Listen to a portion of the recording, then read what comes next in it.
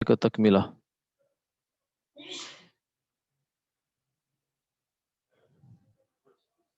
جی ویسے آیت تو 27 سے شروع ہوگی، آیت نمبر 35 ہے،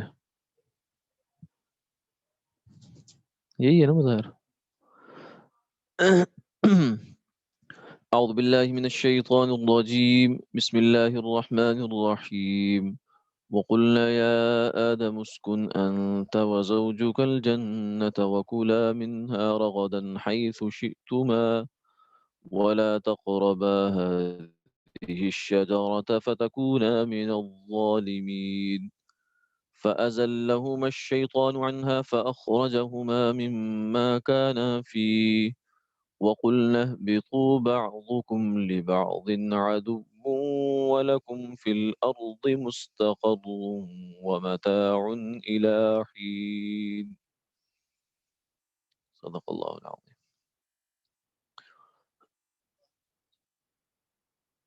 جی یہ آواز آ رہی ہے جو آن لائن ساتھی ہیں؟ جی آ رہی ہے جی۔ جی آ رہی ہے، ٹھیک ہے آگے۔ ترجمہ۔ اور ہم نے کہا اے آدم رہ تو اور تیری بیوی جنت میں،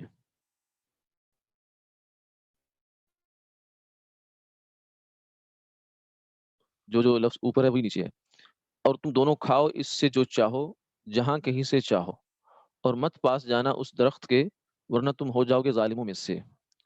پھر لغزش دی ان کو شیطان نے اس درخت کی وجہ سے، سو نکالا اس عیش سے کہ جس میں وہ تھے، اور ہم نے کہا تم سب اترو، تم میں سے بعض کے دشمن ہوگے، اور تمہارے واسطے زمین میں ٹھہرنا ہے اور نفع اٹھانا ہے ایک وقت تک۔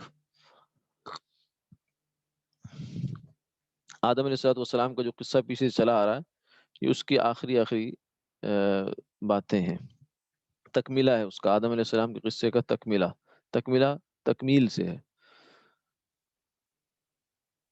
تفسیر۔ اور ہم نے حکم دیا کہ اے آدم رہو تم اور تمہاری بیوی جن کو اللہ تعالیٰ نے اپنی قدرت کاملہ سے آدم علیہ السلام کی پسلی سے کوئی مادہ لے کر بنا دیا تھا۔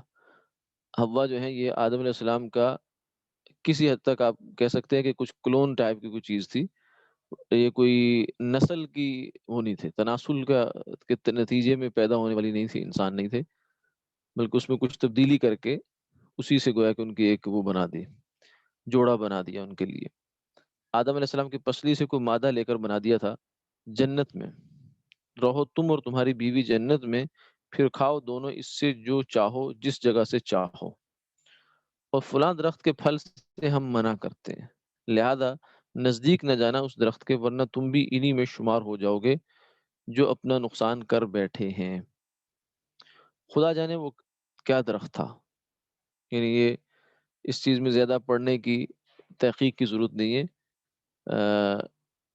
یہ پھر ایسی تحقیقات ہوتی ہیں جو انسان کو ضروری کاموں سے رہ جاتا ہے آدمی، جب السلام علیکم ضروری معلومات پوری ہوگی۔ جی وعلیکم السلام۔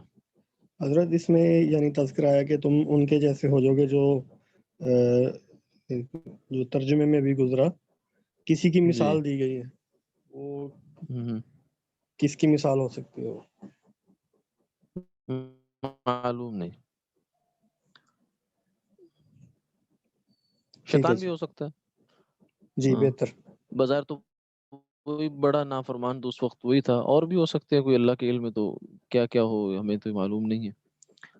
خدا جانے وہ کیا درخت تھا مگر اس کے کھانے سے منع فرما دیا، اور پھر آقا کو اختیار ہے کہ اپنے گھر کی چیزوں سے غلام کو جس چیز کے استعمال کرنے کی چاہے اجازت دے دے اور جس چیز کو چاہے منع کر دے۔ اللہ تعالیٰ جب مالک ہیں، مطلق مالک ہیں، تو وہ جس چیز چاہے منع کرے، جس سے چاہے اجازت دے دے۔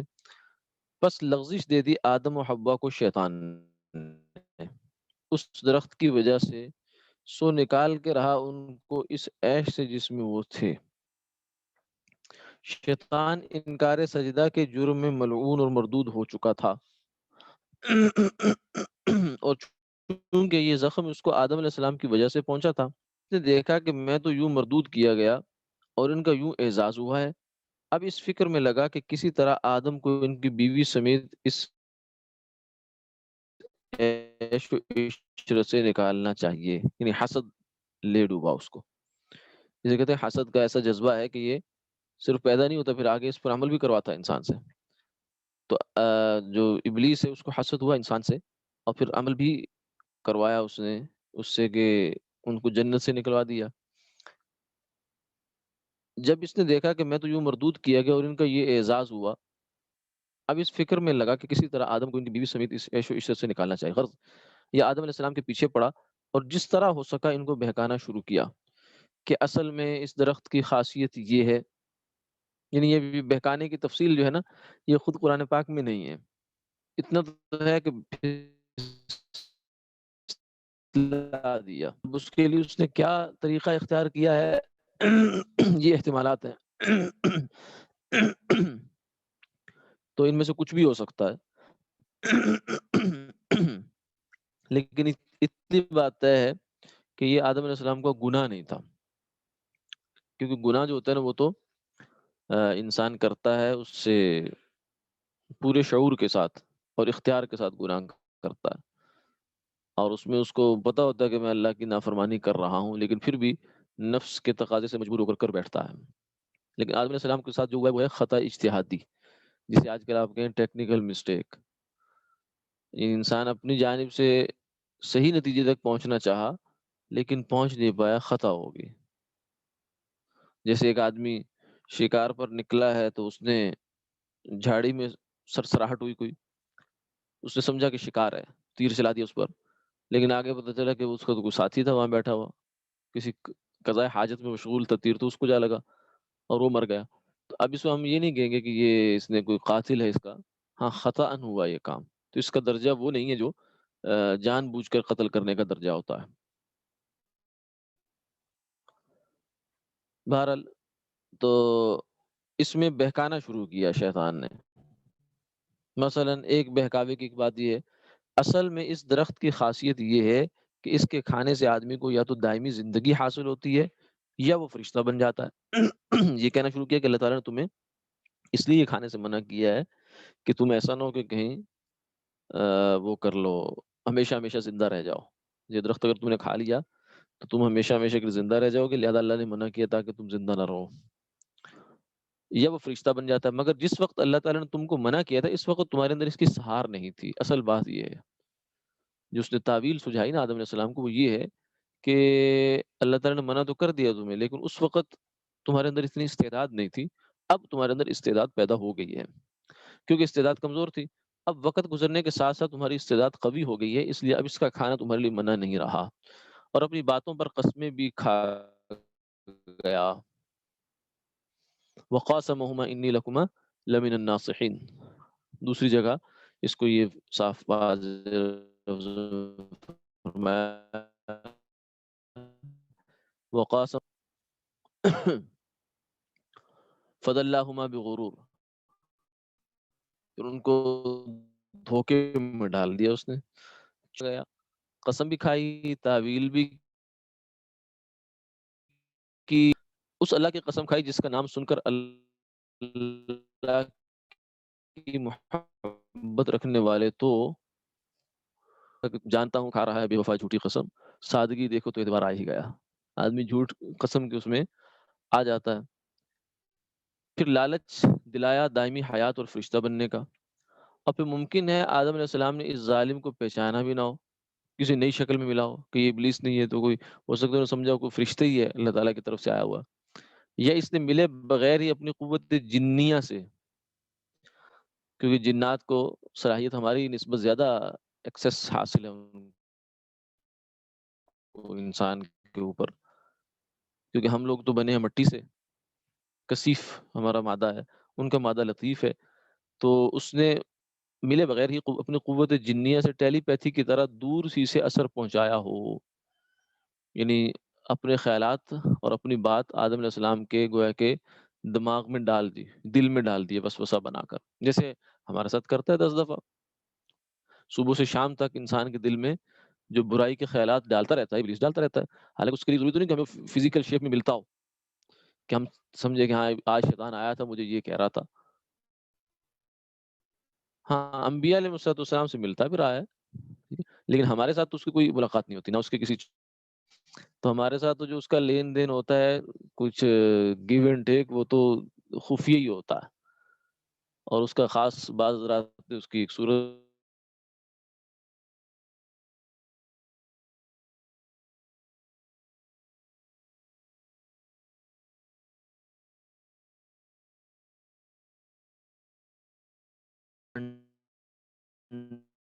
ڈے، پھر بچے، پھر خیالات پکتے ہیں، پھر عزائم بنتے ہیں، پھر ارادے بنتے ہیں، پھر اس کے لیے فکر شروع ہو جاتی ہے غلط چیزوں کی، تو یہ کرتا ہے وہ. تو ممکن ہے کہ آدم علیہ السلام کے ساتھ اس نے کچھ ایسا کیا ہو. کسی مطلب موٹا ہے نا، ہاں شفاف، ٹرانسپیرنٹ.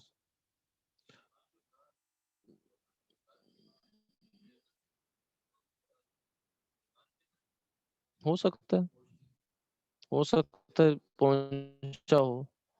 یہ اب اتنی تفصیلات جو ہے نا، یہ میں یہ عرض کر رہا ہوں کہ یہ کتابوں اس میں نہیں ہے، قرآن اور حدیث میں اتنی وضاحت کے ساتھ نہیں ہے. یہ کچھ چونکہ نتائج پتہ ہے ہمیں کہ یوں ہوا، نتیجتاً یہ ہو گیا.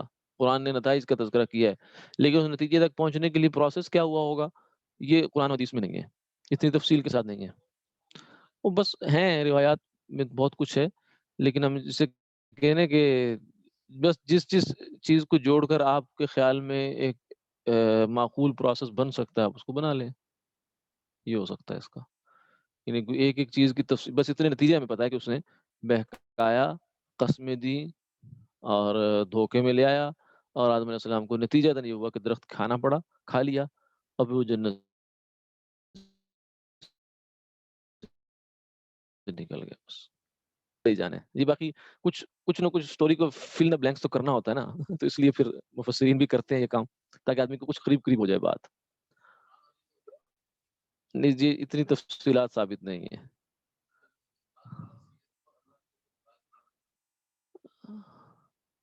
اللہ نے تو اپنے قرب سے نکال دیا تھا اس کو، کہ اب تیرا جو مقام تھا پہلے ہمارے یہاں وہ نہیں ہے اب. جیسے آپ ملازم کو کہتے ہیں کہ اب تمہیں ہم نے معزول کر دیا، اب وہ چاہے بھلے فزیکلی وہیں کھڑا ہو، اسی کرسی پر بھی بیٹھا ہو، تو اب وہ کرسی پر نہیں ہے. چاہے وہ جسم اس کا کرسی پر ہے، لیکن اب وہ اس کرسی پر نہیں ہے جس کرسی پر پہلے تھا وہ.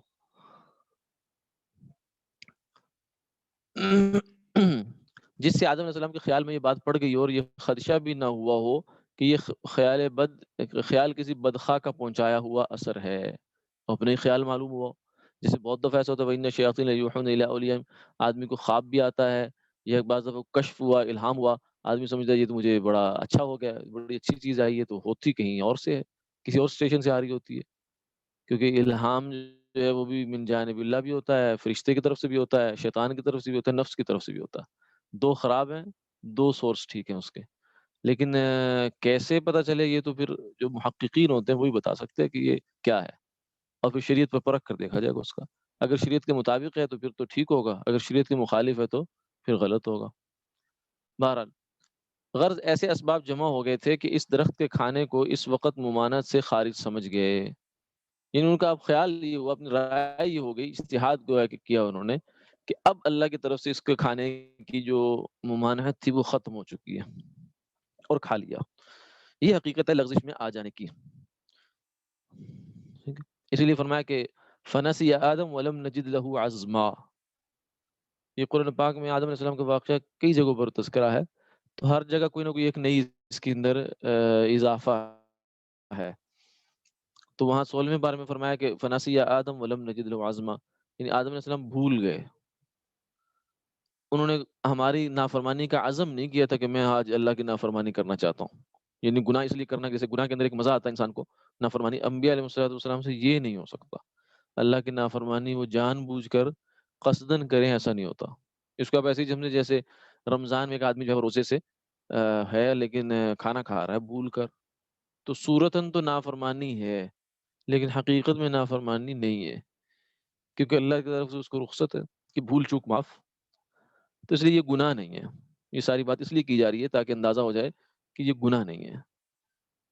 اس لیے بعض لوگوں نے جو اس کو بنیاد بنا کر انبیاء علیہ السلام کی عصمت میں فرق ڈالنے کی کوشش کی ہے کہ نبی سے بھی گناہ ہو سکتا ہے، تو وہ زیادتی کی بات ہے.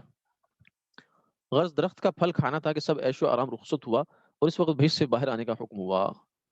قرآن و حدیث میں اس کا کچھ ذکر نہیں کہ وہ کیا درخت تھا اور اس کی کیا خاصیت تھی۔ ممکن ہے کہ آدم و حوا علیہ السلام کے جسم کے نظام ہضم اور نظام اخراج فضلات اور نظام تولید وغیرہ جو ساکن اور غیر متحرک تھے، اس درخت کا پھل کھانے سے متحرک ہو گئے ہوں، یہ بھی ممکن ہے۔ اور چونکہ جنت احتیاج اور گندگی کی جگہ نہیں ہے، اس لیے ان کو لا محالہ جنت سے نکلنا پڑا۔ اور چونکہ چنانچہ ارشاد فرماتے ہیں کہ اور ہم نے کہا نیچے اترو، تم میں سے بعض بعض کے دشمن رہیں گے۔